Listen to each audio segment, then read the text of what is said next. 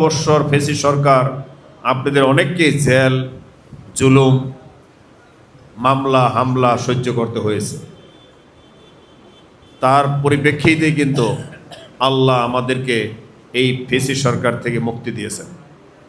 তা আমি অনুরোধ করব, যেহেতু আজকে আমাদের জন্য একটি পবিত্র দিন,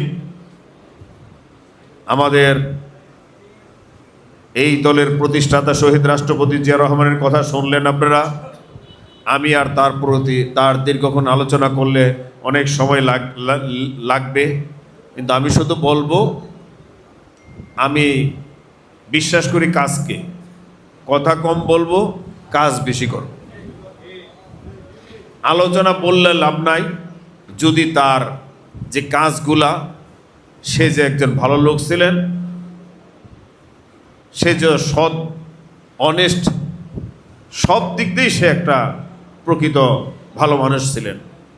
তার যে গুণ, সেগুলি যদি আমরা ধারণ করতে পারি, আমরা বিশ্বাস করতে পারি, তাহলে যদি সে এখন যেখানে আছে আমাদের থেকে বহু দূরে, যেটা পৃথিবীর মানুষ জানে না, সবাইকে চলে যেতে হবে সেই জগতে, সেইখান থেকে অন্তত পক্ষে শান্তি পাবে।